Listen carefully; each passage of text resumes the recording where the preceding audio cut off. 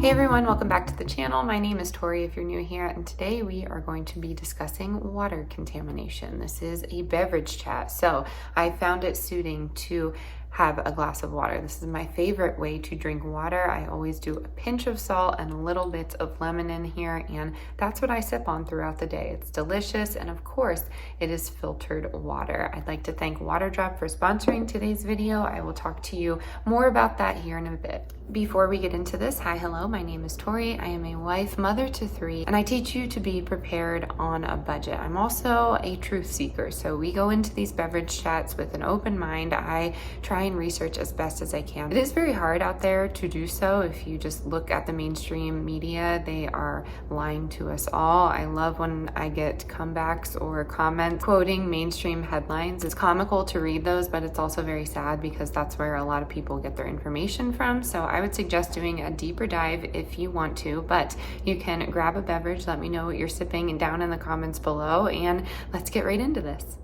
But first, a word from our sponsor. Did you know that our water has so many contaminants that we ingest every single day that can cause long-term health effects and just short-term issues? There are so many ways that contaminants get into our water. You can find microplastics in our water, different naturally occurring items, but a lot of toxins that can cause harm to us. Lead, mercury, nitrates, chlorine, different types of pharmaceuticals. It's all there, and the easiest way to get those out of our water and just have a healthier, better version of ourselves is to use a water filter.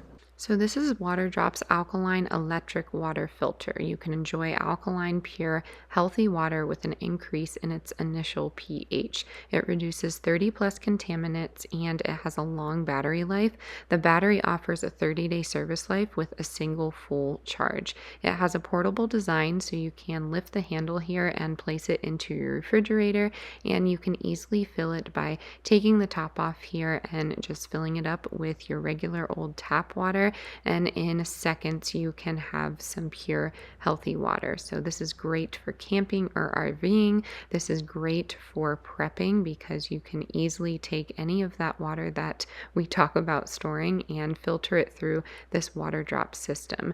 The alkaline water machine has been certified, and it is a carbon block filter. So the material offers high accuracy, and the unit itself does have a screen indicator, the indicator showing the filter life. When the indicator turns red, it means that you need to replace the filter.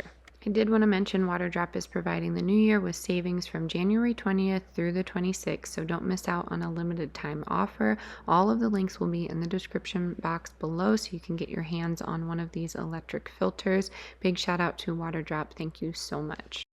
So I have my laptop here, but full disclosure, I grew up on sulfur water and it was not fun. It messed with my hair. You couldn't drink the water, and it just did a lot. It didn't do anything terrible to the land that I know of. I would definitely have to ask my parents a little bit more about that because I don't really understand it entirely, but all I know is growing up, it wasn't fun to have it. So we were drinking filtered water quite a bit, and then I believe our refrigerator got like a filtered watered system, and that's how I could drink from there. And then at my dad's house, we would have jugs of water brought in. So I've gotten questions lately because I am doing a Q&A video, and if you want to leave questions, leave them down in this video comments and I will answer them there. But a lot of people ask, was I raised to be prepared this way? Was I raised to be like this? And in a sense, yes, but it wasn't out of the norm in my town and my family. So. I guess I was raised to be like this, be prepared, but we were in a rural community. If you were brought up in a city or had a completely different story, which most of us do, then maybe you weren't raised to be prepared like this. And I feel like when people see the word prepper, we've talked about this before, they just think of bunkers and just getting all this gear to survive an apocalypse. And it's just so much more than that. Some people can go that route, but I just like being prepared for any emergency. So being prepared for your mental health and your physical health is super important. And if you have contaminated water, water, it's going to be really hard to thrive as a human. And it just keeps getting worse. There are ways to contaminate our water that the powers that be just keep experimenting with us. So our water is being contaminated. That's just a fact at this point. We talked about train derailments and how many chemicals get poured into the waterways, but there are other ways that they are contaminating the water. And I know some of you don't love him, but RFK talks about this a lot, and I find a lot of his speeches empowering because it makes you do this deeper dive. So I'm gonna Google some water contamination stats right now, and then we'll go from there. If you want to know if your water is contaminated, I believe you can look up your zip code in the EWG website, and it will tell you a ranking system. I don't know how much I trust it, but ours is definitely contaminated. We are surrounded by oil digging sites in Thornton, Colorado, which is not close, but it's not that far away from us. They found high amounts of lithium in their water and advised their citizens not to drink it. And it's just a scary subject to talk about because a human needs water to survive. It's my number one thing I talk about when prepping. I tell you to find safe drinking water and to prep it. And I have a haul coming up here soon, or maybe you have already seen it. I'm not sure how this video sequence is going to go, but I started stocking water in glass bottles and metal just so it has some longevity. And I started stocking alkaline water and then mountain spring or mountain valley water, and I think that's where I'm going to go with it. So if you want to start stocking water, I suggest going that route and then finding some 25-gallon jugs. They are $16.98 at Walmart, just so you can have them to fill up in the event of an emergency. Or you can start taking some of your vessels that you have on the shelf, like a milk jug or an apple juice jug, and then cleaning that out and filling it with water. And then that can be your water that you do dishes with, or I don't know, take a shower with, really anything but drinking water in the event of an emergency. And that's really easy to do because you're already buying the vessels. So I like to talk about that. And then in my description box, I always have findaspring.com. That's where you can find a spring close to you. I have a couple here in Colorado just because we're on the foothills and close to the mountains, and you can go up and fill up your water jugs and go from there. I always suggest finding a way to filter out your water so you can use a reverse osmosis system, or find something a little cheaper, which is why I partnered with Waterdrop. I also suggest getting those little tabs. I have those linked in my Amazon store, and you can just drop them in your water just to make it a little bit cleaner to drink, a little bit safer to use. But this isn't a new thing. I believe all of us truly know that there are contaminants in the water, and it's important to filter it. And I think it's a really great place to start when you are doing your preparedness journey. So there are a number of chemicals in the water to be afraid of, but RFK spoke about atrazine, and that's what I want to talk about because every time I look it up, it just comes up with fact checkers. And that's when I really know something is true, when fact checkers come and say it's not true. So I really do a deep dive here. I go on pages and pages and pages of what, this could be from, or, what it could do to the body. So atrazine, let's look that up quick. So atrazine is a herbicide that is used to selectively control annual grasses and broadleaf weeds before they emerge. And I'd say 99% of us are going to encounter atrazine in some way, shape, or form. So pesticide products containing atrazine are registered for use on several agricultural crops, with the highest use on field corn, sweet corn, and sugarcane. So if you are near any of those fields, you may encounter atrazine,